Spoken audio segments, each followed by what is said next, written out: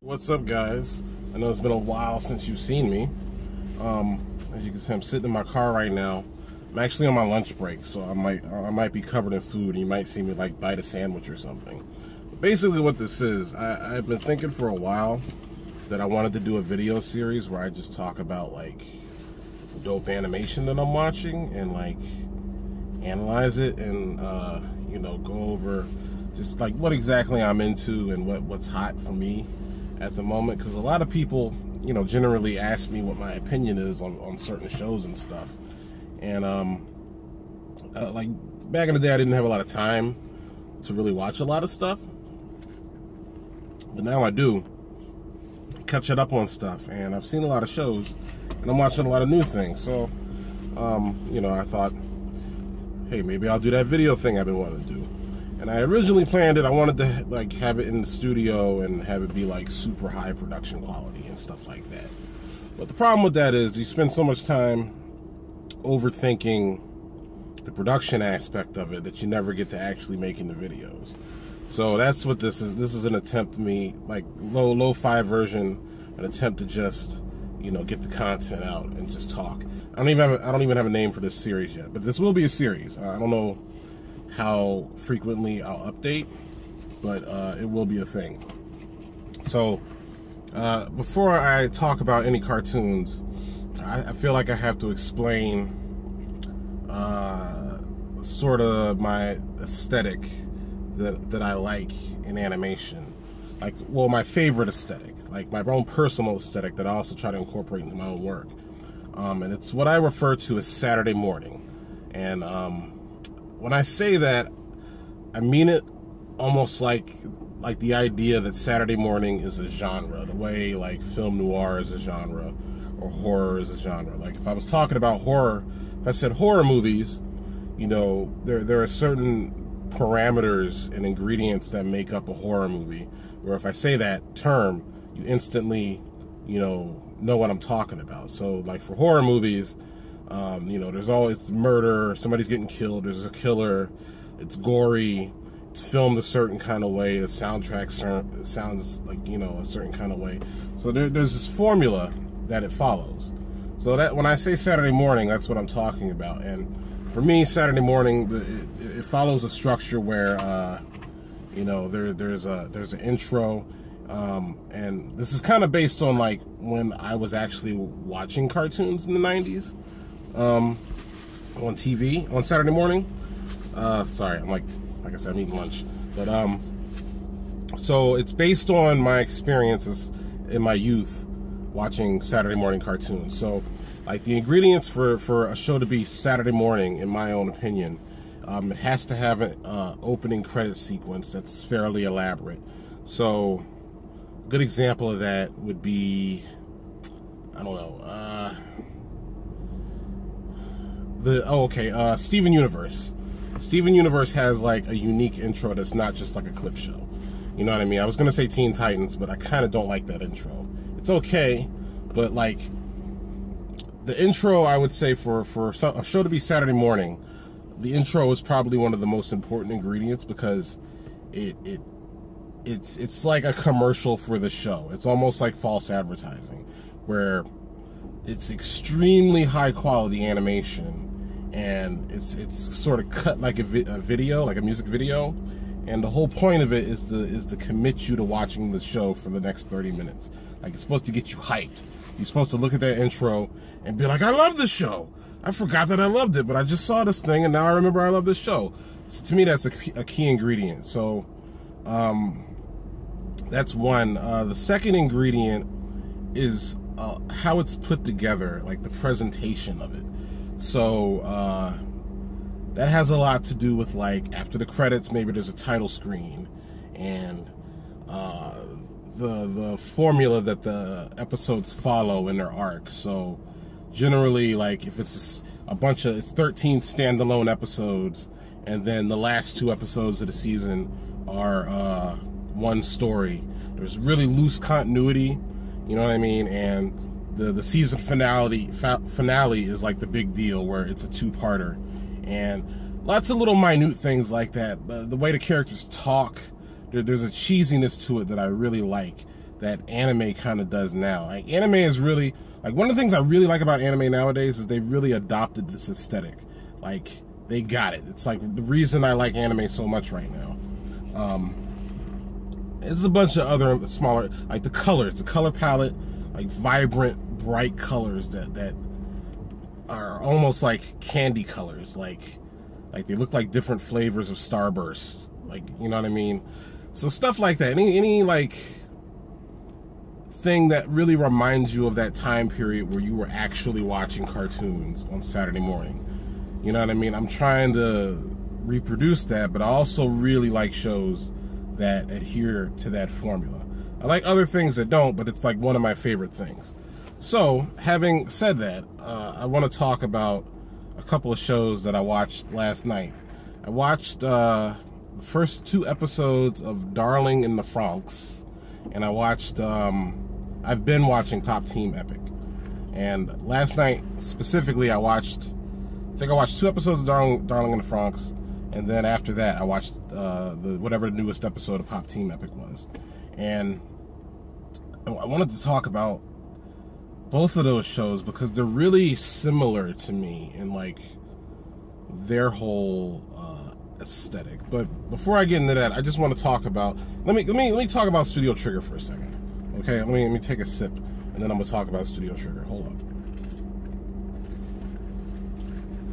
So, like, that whole spiel I just made about Saturday morning, like as an aesthetic or a genre, Studio Trigger gets that. Like it's like I wrote that definition down, and Studio Trigger saw it, and they said, we're gonna make anime that follows this aesthetic. It's one of the reasons I really like Kill la Kill and Girl and Gone and a bunch of other shows that sort of like just modern anime in general. Any anime that really is contemporary really sticks to this whole formula. It's like they were watching cartoons and anime in the 90s too, and they sort of stick to the formula, but then they also go off the rails and subvert it, and I really like that. I like how every anime has some kind of crazy, over-the-top elaborate sequence for their opening credits, where like it could be a terrible show, but their intro looks really good, and they sort of stick to this.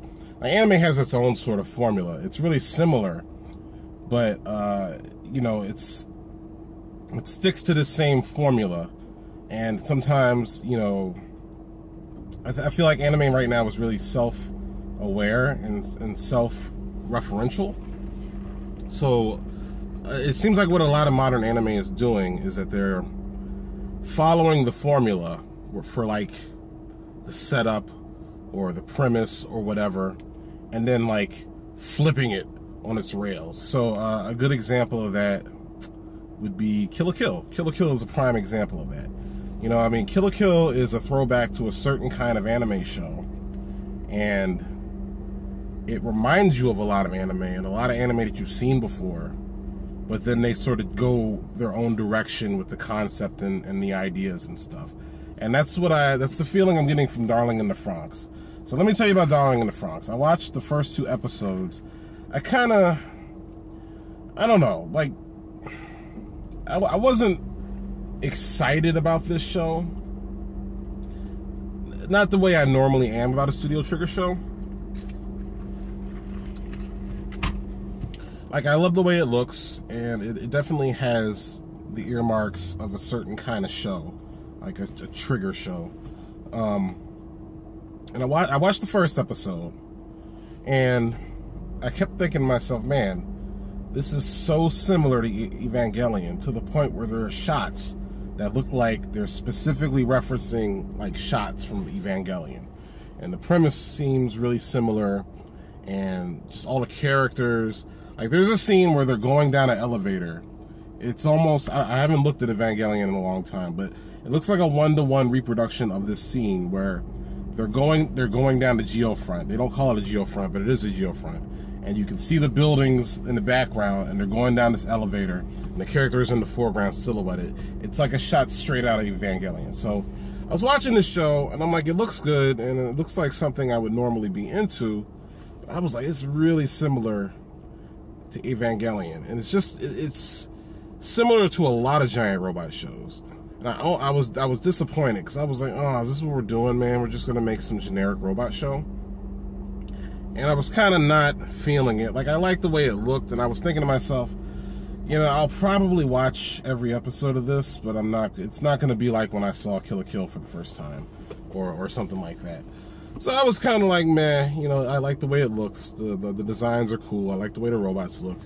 But it looks like it's like a mishmash of Ava, Eureka 7, and like a bunch of other giant robot shows. Like 5 different classic giant robot anime balled up with like a Studio Trigger sheen on it. So I was really disappointed. I was like, I don't know. I was kind of expecting, like, you know, something, and I wasn't getting what I wanted. But then I watched the second episode. Now, I won't spoil this for you in case you want to watch it, but there's a specific design aspect of the cockpit of these robots that is completely different than any other giant robot show you've ever seen. And when I say I'm talking about how they actually control the robot. I won't give it away because, like, I think the shock factor of that is kind of integral to the show. But it was so off the wall and so ridiculous, and the show plays it so straight that like the potential of this show, where it's gonna go. Now, I could be wrong, but I feel like this show potentially is gonna be amazing based on that second episode. And like, I don't want to say what they were doing, but just to be able to come up with the idea of how to pilot the robot like that, like, I don't even know where you pull that from. So I'm really excited for the potential of Darling in the Franxx. Even the fact that like it's presenting itself like every giant robot show you've ever seen. But then, like, within episode 2, I sort of realized, you know, it has this facade of a typical giant robot show, but they're doing everything in like this opposite direction. So like the main character, he's very Shinji-like. I don't like Shinji as a character. I never liked Shinji. Because my whole beef with Shinji has always felt like if you were like a 14-year-old, you would be pressed to get inside that giant robot. I know I would. I'd be like, yeah, I'll pilot the robot. So, like, he's very different than Shinji. He's really mopey and stuff, but like, he wants to pilot that robot. He doesn't want to do anything else but get in the robot. He literally wants to get in the fucking robot. And then I call him the anti-Shinji. And then the anti-Rei character is she's completely different than Rei. Well, not different. She's completely opposite Rei, down to her color palette. Where Rei is blue and this girl is red. Her name is 02. She's red. She talks all the time. She says what she's thinking, and she's really forward and not formal at all. Like, everybody else is really reserved and formal. She just sort of does what she wants. Complete opposite of Rei.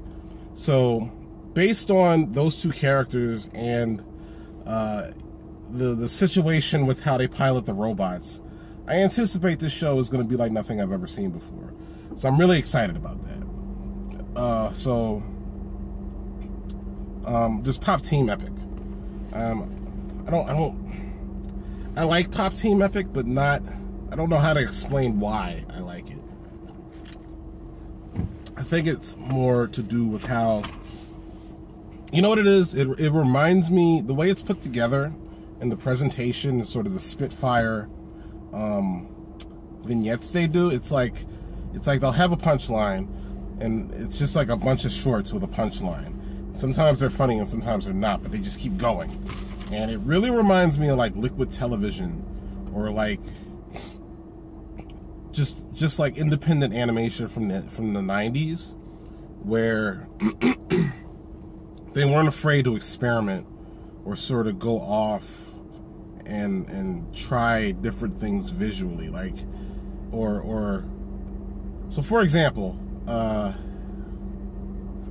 don't know of a good example. So like, okay, here's a good example. They have a lot of, like, you could tell when you watch Pop Team Epic, there are some not episodes, but there are some of the skits look different than the normal look of the show. So like, the normal look of the show has like Flash kind of look where they're actually animating it though. But then there are other ones where you could tell they got like a different artist or something to just do that one short. And it's like a collection, anthology of different shorts that are obviously made by different artists. If you've seen the show, you know what I'm talking about. Because there's one, I don't know who the artist is for this one, but it looks insane. It looks batshit crazy. Where they're purposely off model like every single second. Every time they move, they're like morphing into like a monstrous kind of form and stuff. So like Pop Team Epic, I kind of like that more for the aesthetic, I guess, and the presentation than the actual content. Even though I think, like, the thing about Pop Team Epic and Darling in the Franxx also is these are two shows that expect you to have watched a lot of anime. They are aware that you've been watching anime for the past 15 years, and they assume that you've seen everything. Both of these shows.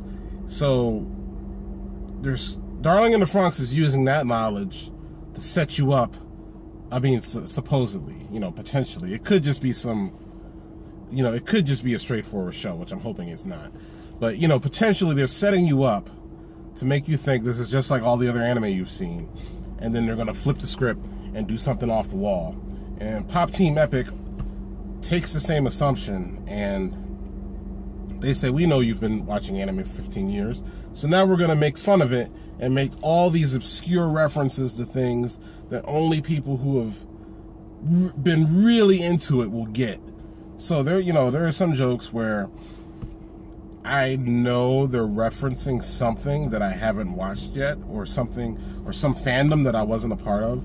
Like, it's really meme. People call it a meme show, but I think that kind of dismisses how clever it is, because it is like it is memes, but like there's layers to it. You know what I mean? So I can appreciate it. I just know I haven't watched enough anime to get every single joke, but I appreciate the Chrono Trigger joke.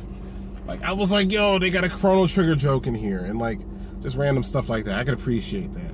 And I like that they're sort of coming from the same, this show and Darling in the Franxx, they're both coming from the same,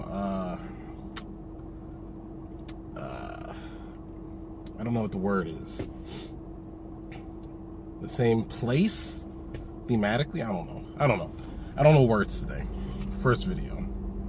But just in general, I'm really excited to just see how anime grows and adapts to this with this knowledge of being self-aware. Like, I guess I know some people that don't like it. They don't like how self-aware anime has become. But there's so much anime, and there's been like, when you're somebody like me who has literally been watching anime for like decades, there's no new concepts. There's nothing that hasn't been done before. So they're kind of saying, okay, well, let's take, instead of trying to do something completely different, let's take the thing that you've seen a million times, and let's take that and do something different with that. And I really like it.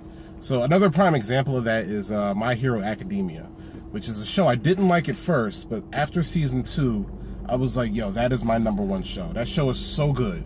Like, if you're somebody who likes shonen anime, that's the best one on TV right now. I think I'm debating whether or not it's better than Hunter x Hunter.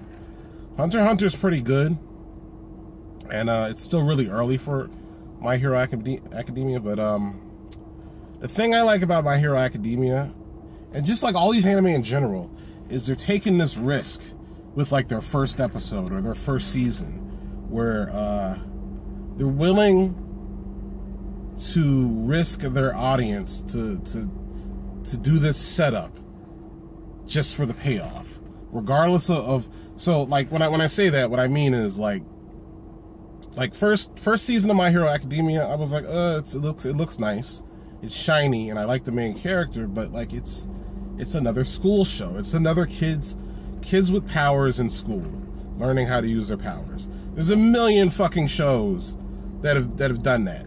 You know what I mean? It's like, as soon as I realized that's what it was, I got really disappointed. I was like, ugh, I'm not gonna watch this. But I liked the characters, and what they did with that first season is they banked on you liking the characters more than the actual premise. And that's what makes the show work. The reason why that show is so good is because of the characters and the development and their motivations. They put all their chips into that. They say, okay, well, let's just take this premise. Fuck the premise. Let's bank on the characters. It's something that I don't think they've really done with a lot of modern shonen shows.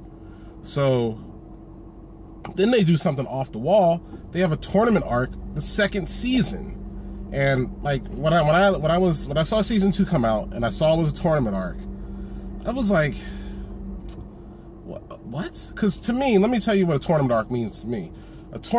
Like in my experience, the tournament arc is filler. It's the most entertaining filler you've ever seen, but it's filler.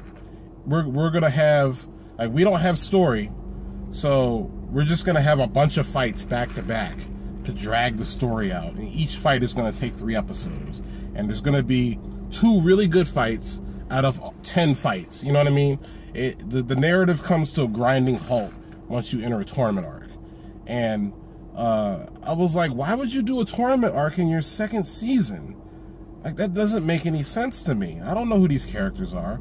And what they did, the brilliance of that show is the tournament arc is they should call it the character development arc, because they used it as a vehicle to quickly develop the characters for the rest of the anime. Like, I know everybody now because of that tournament arc, and like you could use it as a vehicle to make their motivations clear, why they're going to the school and stuff. And it was way more about the characters than it was about seeing cool fights. And there were dope fights, don't get me wrong, but like by the end of the second season, I was like, Deku, you know, I had a man tear coming down. I was like, Deku, I need you to become a hero. And like, they get you invested in these characters so early on, and it's such a clever device, but it's so risky because, like, I was about to dump that show. I was about to take that show off my list. Because I was like, I don't want to see another show about kids in school with powers. Ninja school, hunter school, or what else? Witch school. Like, it's always something. We have power. Psychic school. A bunch of kids with powers, and there's other dudes who are adults that also have powers, and they're going to teach you how to use your powers. And they're going to have a fight class where they fight. And My Hero Academia is so much more than that. Sorry. It's a really good show. If you haven't seen it, I highly recommend it. Like, I think the best thing about that show is, like, a show like Naruto. Like, I'm like 50-50 on Naruto. I like classic Naruto better than Shippuden. I think Shippuden's garbage. Sorry. Sorry if you really like that show. But,